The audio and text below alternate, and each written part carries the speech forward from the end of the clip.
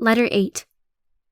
My dear Father, my last letter ended with an account of the Roman escort under the authority of the young Roman centurion who, as I have before written to you, with so much courtesy proffered its protection to our little party. The day was yet early, and the air was of that buoyant elasticity so agreeable to breathe, and which strikes me as one of the peculiar blessings of this holy land of our fathers. As I rode along, I felt as if I would gladly mount the Arabian of the desert and fly across the sandy seas of Edom with the fleetness which amazes me whenever I see the children of the desert ride. For a band of 30 came boldly near us from a gorge as we approached Bethany, and after watching us a few moments, scoured away into the recesses of the hills like the wind, as a detachment of our Roman escort was ordered to gallop towards them. We were fortunate in having such strong protection. We soon afterwards reached the summit of the ridge above Bethany, from which eminence we had a gorgeous view of the holy city of God, with its lofty temple glittering in the sunbeams. The tower of Antonia darkly contrasted with its splendor, and the citadel of David frowned over the walls with the warlike majesty that deeply impressed me.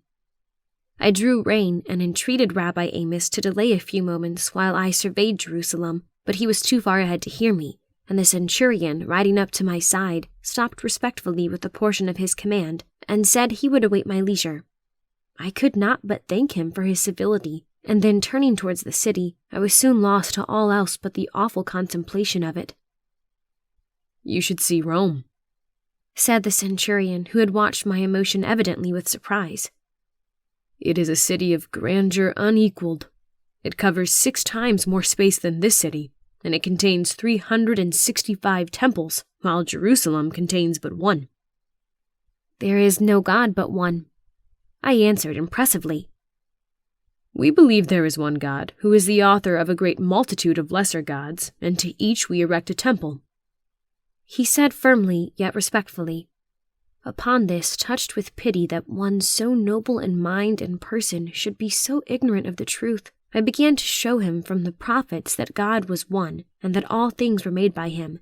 But he, plucking a blossom from a tree within reach, said, "It is beneath the dignity of the father of the gods, the great Jove, to descend to make a flower like this, or shape a crystal, or color the ruby, or create that golden-eyed hummingbird which flutters among those fragrant blossoms. He made the sun and moon and stars and earth, but left the lesser works to inferior deities. Talk to me of thy one God, and prove to me, maiden, that he made all things, and is one, and thy God shall be my God." We now rode forward through the street of Bethany, and soon came to the house of our former friend Rabbi Abel, who died many years ago at Alexandria, when he went there with merchandise, and after the welfare of whose children you desired me to make inquiries. It was a plain and humble dwelling before which Rabbi Amos assisted me to alight, but there was an air of neatness and sweet domestic repose about it that at once came home to my heart and made me love the place even before I had seen the inmates. On hearing of my arrival, there came out a fair young girl of 22 with the most amiable expression of affectionate welcome, and approaching me with mingled respect and love, she embraced me, while Rabbi Amos pronounced our names to each other. I felt immediately as if I were in a sister's arms, and that I should love her always. Next came forth a young man of about 30 years of age, with a countenance of an exceedingly interesting expression, full of intellect and goodwill. He was pale and habitually thoughtful, but a fine friendly light beamed in his dark handsome eyes as he extended his hand to welcome me. You have already had a full description of him and of his character in one of my former letters, and need not be told that it was Lazarus, the son of your friend. At the threshold, Martha, the eldest sister, met me, but with more ceremony, and made an apology for receiving me, the rich heiress of Alexandria, as she termed me, into so lowly a dwelling. But I embraced her so affectionately that this feeling passed away instantly. Martha busied herself at once to prepare refreshments for us, and soon set before us a frugal but agreeable repast. Mary, in the meanwhile, and Lazarus sat on either side of me and asked me many questions about Alexandria. I cannot describe to you the loveliness of the person of Mary, and yet not so much the perfection of features as the soul which animates them, and lends them a charm that I cannot adequately convey to you. Martha, the oldest, is of a more lively disposition, yet more commanding in her aspect, being taller and almost queenly in her mien.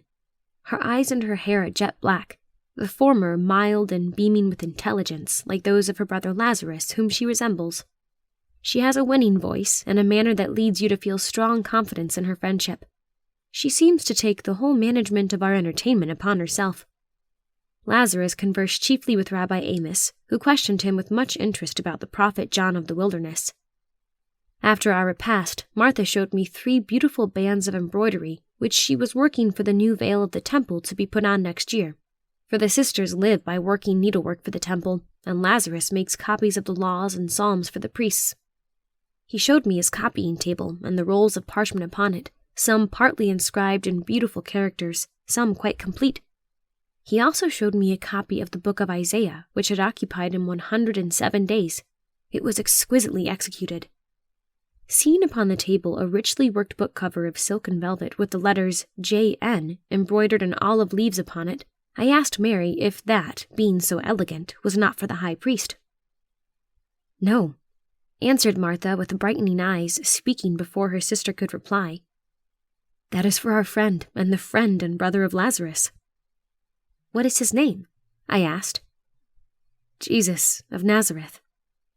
"I have heard John speak of this person," said my cousin Mary with animation. "I should feel happy to know him also."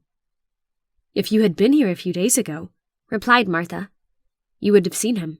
He left us after being with us 3 weeks to return to Nazareth.